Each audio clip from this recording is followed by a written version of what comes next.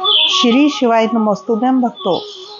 आज भक्तों ये वीडियो होने वाली है बहुत ही सुंदर वीडियो कि दान हम कैसे करें, किसको दान करें जिससे कि हमें पूर्ण कामना की सिद्धि हो जाए। ऐसा कौन सा दान है? एक बहुत ही महत्वपूर्ण दान मैं आपको शिव पुराण के माध्यम से बताने जा रही हूँ, जिसको कहते हैं दशांग अन्न दान। भक्तों ये दान एक ऐसा दान है जिसको करने से आप पुत्र प्राप्ति, विद्या की कामना, बुद्धि, ज्ञान प्राप्ति की इच्छा या इस जगत के सारे सुखों को भोगने की अगर कामना है वो सब पा सकते हैं।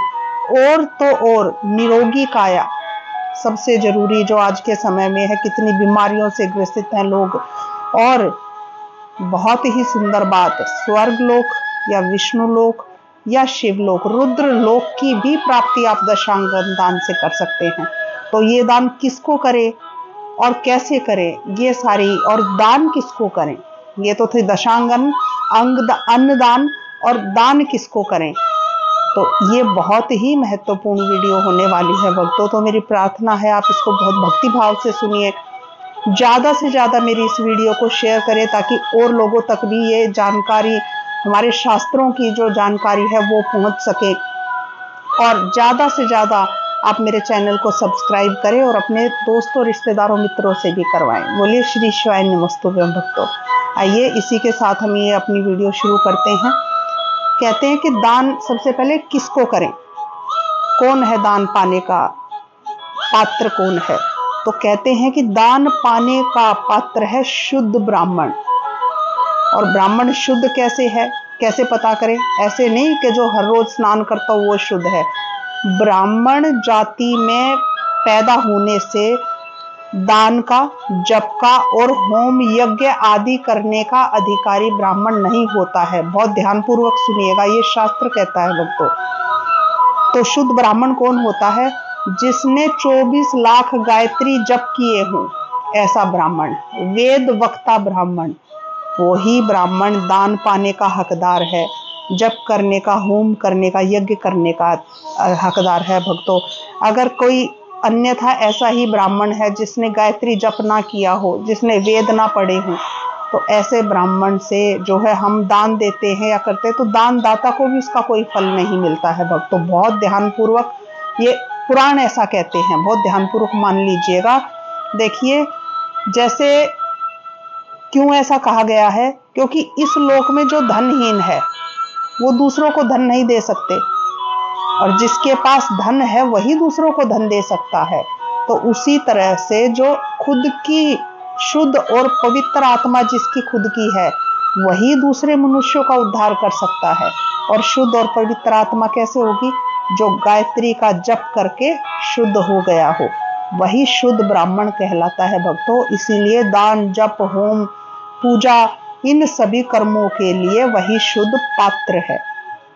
ऐसे ही ब्राह्मण को दान लेने और रक्षा करने की पात्रता मिलती है प्रभु के द्वारा। भगवान ऐसा ही ब्राह्मण पात्रता रखता है जो कि हमारा कल्याण कर सकता है। अब देखिए, और सब दान तो ये हैं कि ब्राह्मण को ही देने चाहिए अपने कल्याण करने के लिए।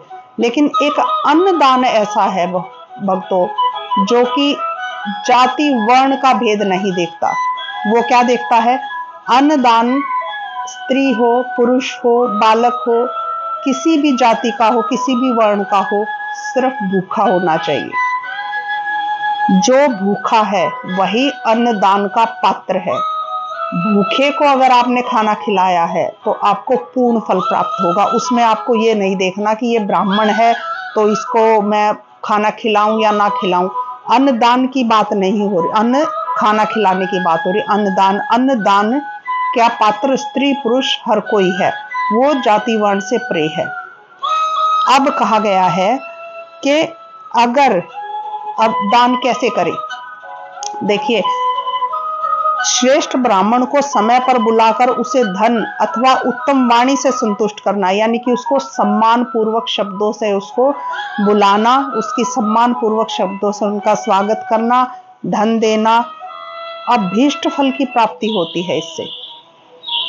अभीष्ट फल मतलब मन चाहा फल आप प्राप्त कर सकते हैं भक्तों। कैसे?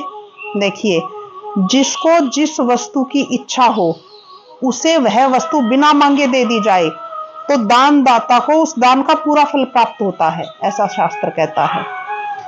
और कहते हैं कि जो याचना करने के बाद दिया गया हो, यानी कि मांगने के बाद, कि मेरे को यजमान जी मुझे इस वस्तु की आवश्यकता है, आपको तो दान देना ही है तो मुझे ये दे दीजिए, याचना करने के बाद जो दान दिया गया हो, मांगने के बाद, जैसे हमारे दरवाजे पर भी मांगने के लिए लोग आ जाते, तो वो दान आधा ही फल देने वाला बताया गया है।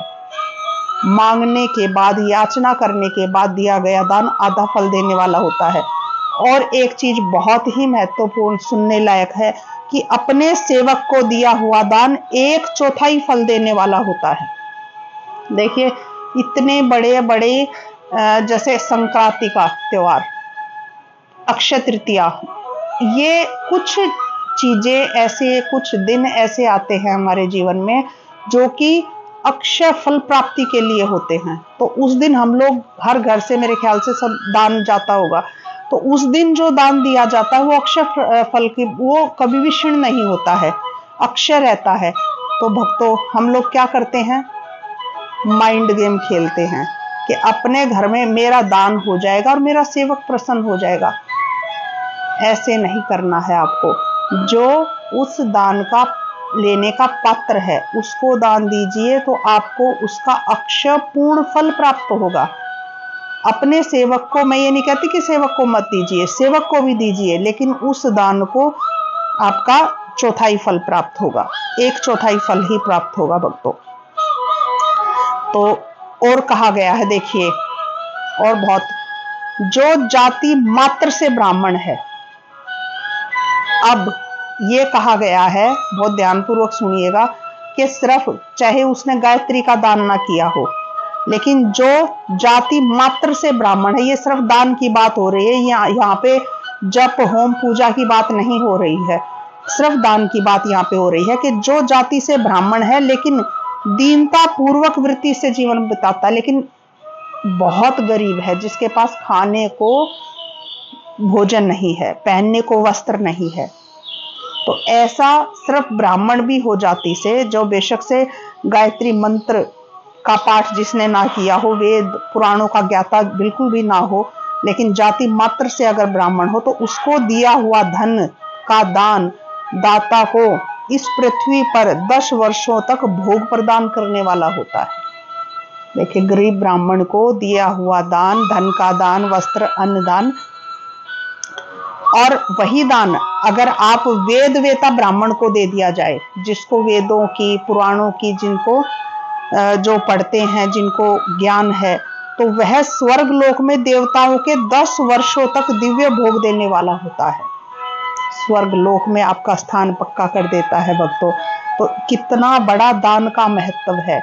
हमें अपनी कमाई को शुद्ध करने के लिए उसमें से एक भाग दान का अवश्य रखना चाहिए भक्तों। जब भी कोई नया व्यापारियों के लिए है, जब भी कोई नया प्रोजेक्ट आ जाता है, उसकी पेमेंट आती है, तो उसका एक भाग, छोटा सा भाग चाहे, दान के लिए अलग रख दे। जिस तरह से हम अपने घर के खर्चों के लिए ये इतने अलग रख दो, बच्चे की फीस देनी है, ये इतने अलग रख दो, ये खर्चा है, इसी तरह से दान के लिए भी हमें अपने घर में एक गुल्लक, एक डब्बा बना के रखना चाहिए। कम कमाई करने वाले चाहे 5 रुपए, चाहे 1 रुपया रखें, दान अपने, उससे हमारी कमाई शुद्ध हो जाती है। तो भक्तों, आगे कहा गया है, अब मैं आपको बताती हूं कि दशांग अन्नदान का क्या महत्व है। अब दशांग अन्नदान किसको करना चाहिए और कैसे करना चाहिए? तो देखिए, रविवार के दिन ब्राह्मणों को दशांग अन्न देने वाला मनुष्य दूसरे जन्म में 10 वर्षों तक निरोग रहता है। 10 वर्षों तक निरोग कौन रहता है? एक ब्राह्मण को रविवार को जो दशांग अन्न दान करता है, जो मनुष्य, और जो मनुष्य 100 ब्राह्मणों को दशांग अन्न दान करेगा तो वो कितने वर्ष? 1000 वर्ष तक निरोग रहता है। देखिए, दशांग अन्न दान का कितना बड़ा महत्व है। आप एक ब्राह्मण को अगर दशांग अंग दान करते हैं तो 10 वर्ष तक निरोग रहेगा मनुष्य। 100 ब्राह्मणों को करेंगे तो 1000 वर्ष तक निरोग रहेगा। और आगे सुनिएगा, अगर आप 10-10 ब्राह्मणों को दशांग अन्न करने से, चाहे आप एक बार ना करें, 10-10 करके आप 10 दिन तक कर दीजिए। अगर आप 100 ब्राह्मणों को अगर आप दशांग अन्न दे देते हो तो 100 वर्षों तक, 1000 वर्षों तक जो है आप आरोग्य फल की प्राप्ति करते हो। और इकट्ठे अगर 1000 ब्राह्मणों को अन्नदान करके, दशांग अन्नदान करके मनुष्य 10,000 वर्षों तक आरोग्य भोग प्राप्त कर सकता है। भक्तों, कितनी बड़ी बात है ये। दशांग अन्न दान का कितना महत्व है, मैं अभी बताऊंगी आपको दशांग अन्न कैसे करना है। आपको बहुत ही साधारण है। और सुनिएगा दशांग अन्न दान का महत्व। रविवार को गायत्री जप से पवित्र ब्राह्मण जो होंगे, अंतःकरण वाले 1000 ब्राह्मणों को अगर आप अन्न दान करके मनुष्य स्वर्ग लोक में आरोग्य भोगों को प्राप्त करता है। रविवार के दिन गायत्री जप से अगर 1000 ब्राह्मणों को गायत्री जप से पवित्र अंतःकरण वाले अगर ब्राह्मण आपको मिल जाते हैं और उनको आप अगर दशांग अन्न दान देते हैं तो स्वर्ग लोक में आरोग्य भोगों को प्राप्त करते हैं। इसी प्रकार 10,000 ब्राह्मणों को अगर दान देंगे तो विष्णु लोक में ऐसी ही प्राप्ति होती है। और 1,00,000 ब्राह्मणों को अन्न दान करेंगे तो रुद्र लोक यानी कि शिव लोक में भोगों की प्राप्ति होती है। भक्तों, कितना बड़ा महत्व है दशांग अन्न का। और सुनिएगा, विद्या की कामना करने वाले मनुष्यों को, मनुष्य अगर है, अगर आप ऐसे हैं जो पढ़ रहे हैं, जिनको विद्या चाहिए, ऐसे मनुष्यों को ब्रह्मा जी को का भाव रख के ब्रह्मा बुद्धि से बालकों को दशांग अन्न का दान करना चाहिए। बालकों को यानी कि ऐसा नहीं कि बच्चों को, लड़कों को बालकों को दशांग अन्न का दान करना चाहिए। पुत्र की जिसकी कामना हो, पुत्र की कामना करने वाले लोगों को विष्णु बुद्धि से युवकों को दान करना चाहिए। युवक, जवान बच्चे, जवान लड़के जो हैं उनको ही, लड़कियां नहीं, युवकों को। ज्ञान प्राप्ति की इच्छा रखने वालों को रुद्र बुद्धि से यानी कि भगवान शिव को धार के वृद्ध जनों को दान देना चाहिए। और इसी प्रकार वृद्ध जनों को यानी कि पुरुषों को, वृद्ध पुरुषों को दान देना चाहिए। इसी प्रकार बुद्धि की अगर किसी को कामना करनी है कि मेरी बुद्धि तीव्र हो जाए, ऐसी कामना करने वाले श्रेष्ठ मनुष्यों को सरस्वती माता को बुद्धि में धार कर बालिकाओं को दशांग अन्न का दान करना चाहिए। लड़कियों को, छोटी बच्चियों को, लड़कियों को दान करना चाहिए दशांग अन्न। और आगे लिखा गया है कि सुख भोग की कामना करने वाले श्रेष्ठ जनों को लक्ष्मी बुद्धि, माता लक्ष्मी का ध्यान करके युवतियों को दान करवाना चाहिए, स्त्रियों को दान करना चाहिए। अगर आपको सुख भोग की कामना है तो माता लक्ष्मी को का नाम जप करते हुए आपको माता लक्ष्मी के निमित्त होकर युवतियों को दान करना चाहिए। और आत्मज्ञान की इच्छा रखने वाले लोगों को, जिसको अपने आत्मा का ज्ञान प्राप्त करना, बहुत कम लोगों को ऐसे इच्छा होती है, लेकिन फिर भी अगर किसी को है ऐसी इच्छा, जो आत्मज्ञान अपना बढ़ाना चाहते हैं, तो ऐसे लोगों को माता पार्वती की बुद्धि से वृद्धा स्त्रियों को अन्नदान करना चाहिए, बूढ़ी स्त्रियों को अन्नदान करना चाहिए। भक्तों, तो दशांग अन्न का इतना बड़ा फल है। अब दशांग अन्न दान कैसे करें? क्या है दशांग अन्न दान? देखिए, दशांग मतलब जिसके 10 अंग हैं। 10 अंग कौन कौन से हैं? जैसे अगर आप एक ब्राह्मण को लेके चलते हैं, अब हम रविवार का दिन हो, ब्राह्मण को दशांग अन्न देने से मनुष्य जो है 10 वर्षों तक निरोग रहता है। अब पहला अंग क्या है? पहला क्या करें? आदर पूर्वक निमंत्रण दें, यानी कि सम्मान पूर्वक बुलाना। ऐसा नहीं कि पहले ही हमने निर्णय कर लिया कि इस रविवार को पंडित जी इतने बजे आप आ जाना। नहीं, ये सम्मान पूर्वक निमंत्रण नहीं हुआ। आप उनसे समय लीजिए कि क्या आप आ सकते हैं, हम ऐसा ऐसा करना चाहते हैं, तो क्या पंडित जी आप पधार सकते हैं? पंडित जी हाँ करेंगे तो आप उनको कहेंगे कि आप आइए और हमें कृतार्थ कीजिए। पहला, सम्मान पूर्वक बुलाना। दूसरा, अभ्यंग देना यानी कि चंदन लगाना, तिलक लगाना। तीसरा, पाद सेवा, चरण सेवा यानी कि जब ब्राह्मण आपके घर पे पधारे तो उनको बिठाएं और उनके पैर धोएं। चौथा, वस्त्र दान करना। पांचवा, गंध आदि से पूजन, चंदन का तिलक लगाना, पूजन करना।